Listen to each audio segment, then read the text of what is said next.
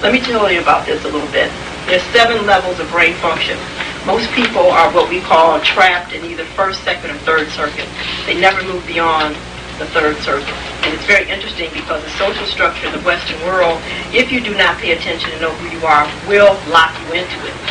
Okay? The African race is actually the foundation for the economic system in America. And so you have to understand how awesome that is. So every time you drive downtown and you see these big buildings, etc., they are built on your back. How can somebody tell you that you don't have money to do it whether you want to when you're actually the foundation for which these buildings stand? So do not accept this, but what we have not mastered is accountability and appreciation for what we have. Because one absolute universal law is that whatever you focus on expands, and whatever you appreciate will be multiplied and given double unto you. So it is a travesty when we begin to go up and down the streets and see that we do not respect and honor what we have. Because when you do that, it automatically must double. That is a universal, absolute law. So there are many things that are happening with us that truly are of our own creation. And I think it's very important that we begin to pull in our energies, tunnel in, and really begin to examine how much discomfort, lack, and limitation is really of our own creation, not of anybody else's. It's very important that you give all power to yourself and stop disseminating it to any particular race of person, to any particular institution, to any type of political science or lack of an educational. None of that has anything to do with whether you're going to actualize your God or God essence. I brought some things here, and there's one book that I obviously left at home, but it's no problem. We have a 3-volume set here. Well, first of all, let me just go back to just get you hooked up. 7 circuits. First circuit is brain stem. It is equivalent to the reptilian brain. Now, one of the things that is known by zoologists and basic biologists is that when an ovum is fertilized, okay, on this planet, everything starts out the same. Okay, it gets heavy because all of, quote, the alchemical sciences now are brought into this. Because there are numbers that we are honoring that really don't exist. Okay. There are states of existence that we get locked into that really are only to be transitory. So we have to begin to start paying very, very close attention. But the point being is that, first of all, brainstem activity is the same as reptilian brain. Okay? Now, if you pay any attention to the animals, and they're wonderful teachers because the animals are here on this planet to teach us the solution to any problem we might have. This is why the Native American Indians were so awesome and had the answers to solutions. And it's very interesting as to their unwillingness to accept what was before their very eyes that actually caused their own extinction. You have to understand that the belief systems and the perceptions that the Native American Indians decided to fall into predestined them to extinction. It was just karmic that it happened to come through the Caucasians.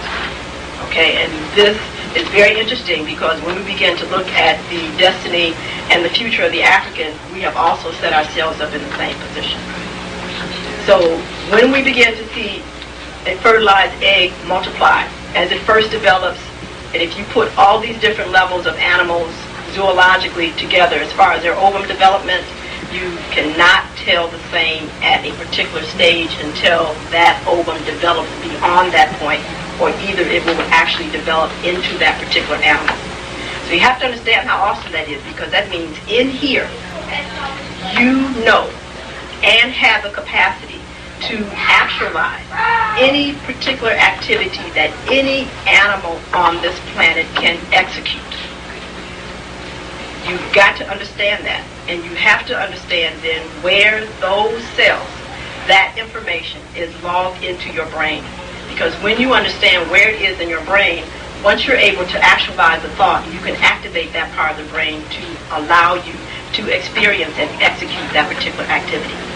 So obviously Magic Johnson and all these other people that have these great feats, they can leap around like, what are those called, praying mantis and etc. That's all part of actually the structure that's prevalent and present in their brain. This is no just, haphazard thing that they have. This is quite physiologically present. But there's something known that's very interesting that's known as conscious and unconscious, how can I say, mastery or competence. Okay, we can be unconsciously competent, and it is our responsibility to be consciously competent. Okay, because unconscious competency comes from the right brain. Okay, however, when you are asked to elucidate that step by step at the same degree and the same state of accuracy, unless you can identify each stage and then impart that to your left brain, your degree of competency will vary. Now, so you have to understand what I'm really describing, because what I'm really describing to you is a feat of left and right brain hemisphere integration that is common in the Orientals. That's their capacity. They have the capacity, once they are exposed to something intuitively, to be able to understand precisely, left brain-wise, how that was created and reproduce innumerable reproductions that only they can really tell you what the original is. And that comes from integration of the left and right hemispheres through the corpus callosum development and a few other neurologic areas that have become developed because of their cultural lifestyle. So brainstem is reptilian. So whatever a reptile can do, you can do. Now see, that's awesome when you recognize that that's not even in your head yet. We're talking about brainstem. We haven't even got into the brain yet. Okay. Now it's very interesting when you begin to also notice the reptiles, because the reptiles primarily stay by themselves. You do not see reptiles together except for two reasons: for defense and mating. Okay, so we understand then what the behavior, the personality of a reptilian personality is going to be. Okay, and that's awesome. What does the state of consciousness of the reptile deal with? What is safe and what is not? Those are the two main perceptions that determine their entire life. Now see, that's awesome.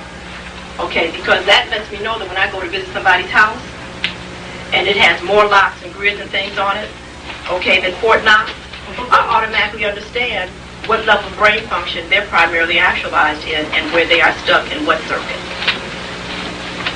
Okay, this is awesome. And what's so interesting is that they have also identified substances, chemicals, that will actually keep you in these particular states. Okay?